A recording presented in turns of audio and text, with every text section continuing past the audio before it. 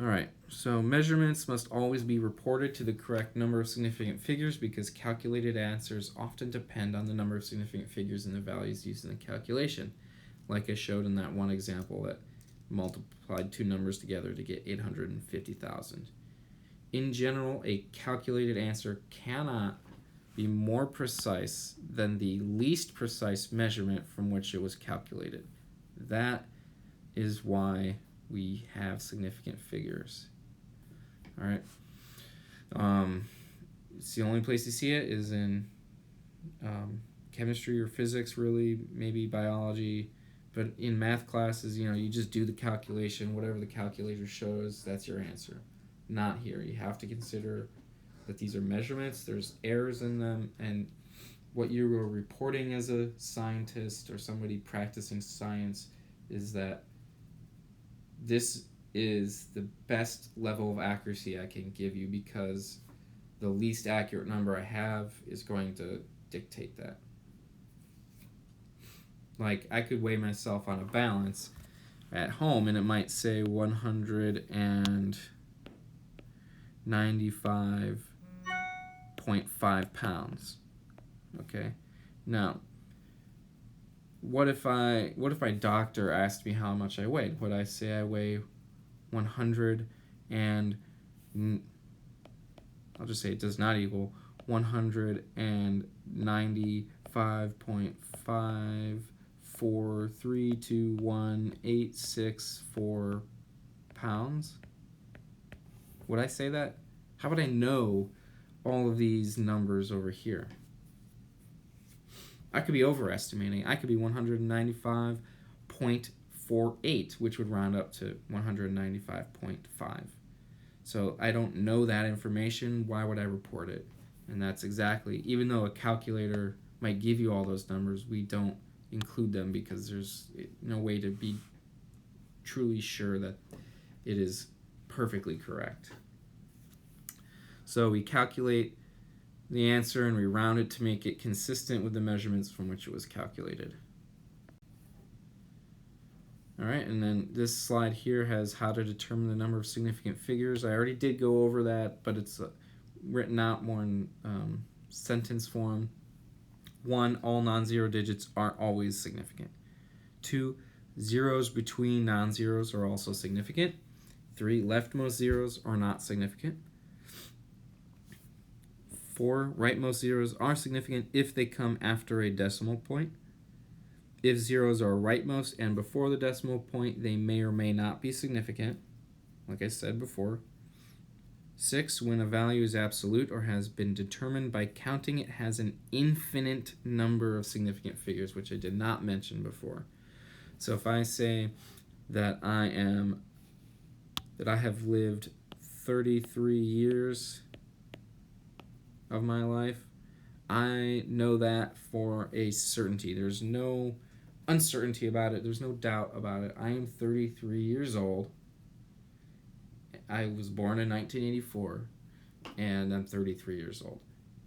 Is there any doubt about it? No. I could say I have 5 fingers on my hand. Is there any doubt about that? No. So that would have infinitely many significant figures. All right, and then here is just an example of a couple of numbers and asks you how many significant figures are in each number. I'm going to go to another slide, though, to give more space for these in order to kind of do some work.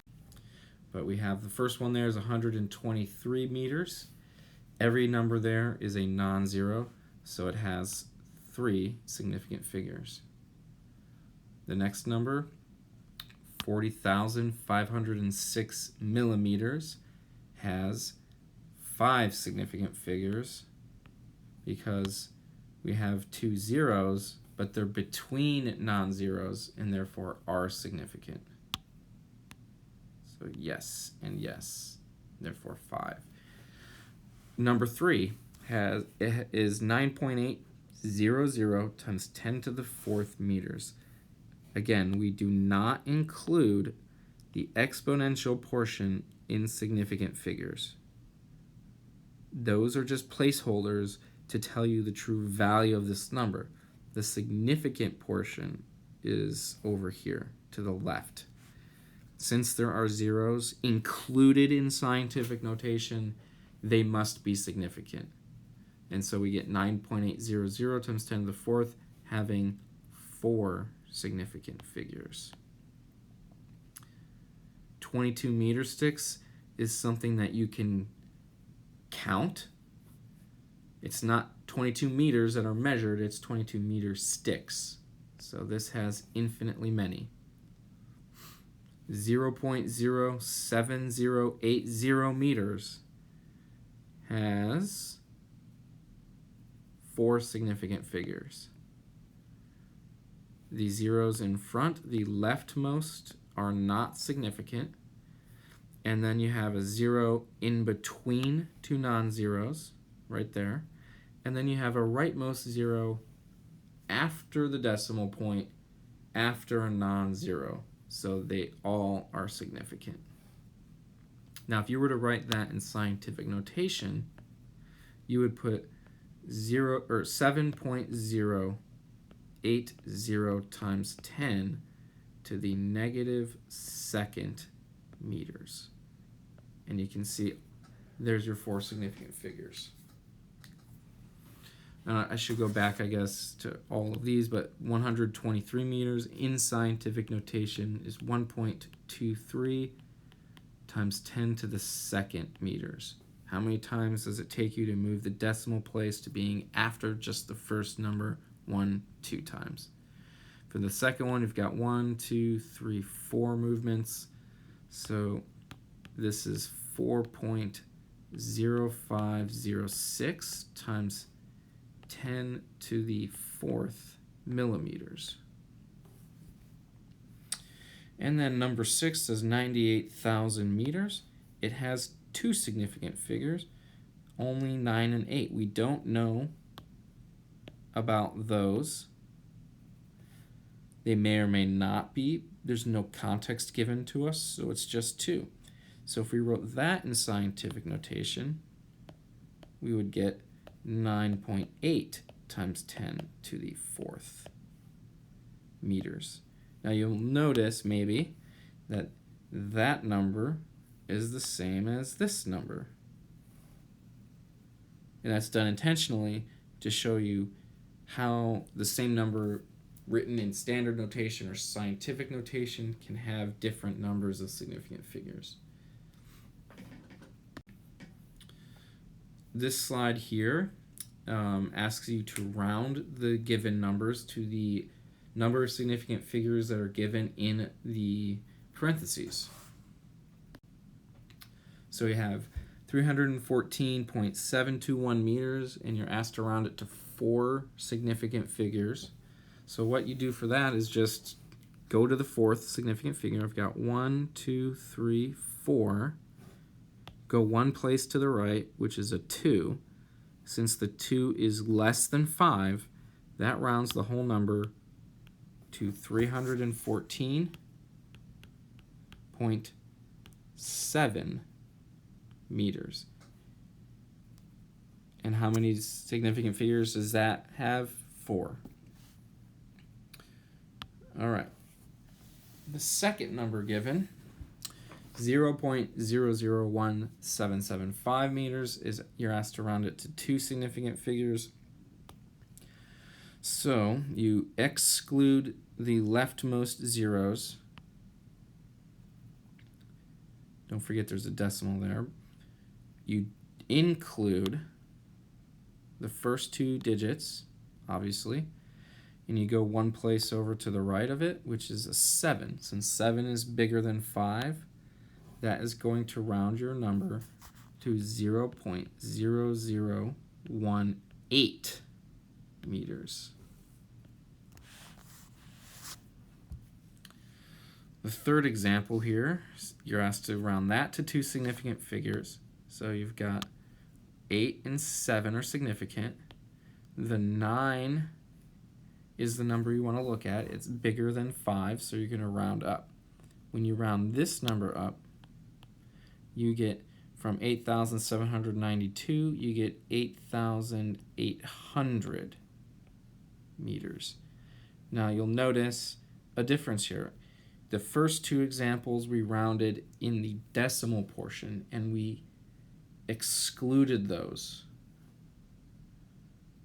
But when the part we're rounding is before a decimal and it rounds digits to zeros, you have to include the zeros, because if you just rounded it to 8.8, you would have 8.8, not 8,800.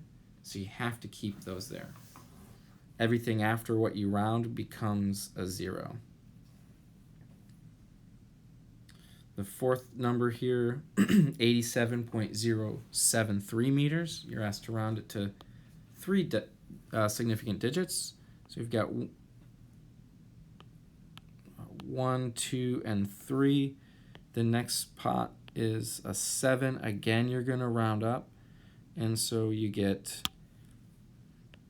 87.1 meters. Again, you don't include zeros after that point in the decimal portion. All right, and then the last one here, 9,009 meters. You're asked to round it to 3 significant figures. You have 1, 2, 3. And there's your fourth place. It's a 9, which means you round up. So this will be 9,010 meters. Now, the real question here is, what about in scientific notation? So I've moved the numbers over and shrunk them a little bit, but I want to write these in scientific notation after rounding. So 314.7, that one's simple. You just write it as 3.147 times 10 to the second, because the decimal place moves 1 2 times. 0.0018, you would write it as 1.8 times 10 to the negative third. And don't forget the units, meters and meters. Now, the simple way for this is there's 3 zeros to the left, which makes this a negative 3. The first number doesn't have any zeros. You have to count how many times the decimal place moves. In 8,800, we've determined it has 2 significant figures, so it's 8.8, and it's times 10 to the third, 1, 2, 3 times, and it's measured in meters. 87.1 is 8.71 times 10 to the first meters. And 9,010 here, since we've determined it's 3 significant figures, 9.01 times 10 to the third meters. 1, 2, 3 times. And this one, the 87.1 only had to move once. So for that last number, you do not include that last 0 right there because it's not significant. So the number you would give me if I said round this to 3 significant figures and put it in scientific notation would be 9.01. And that's it, times 10 to the third meters.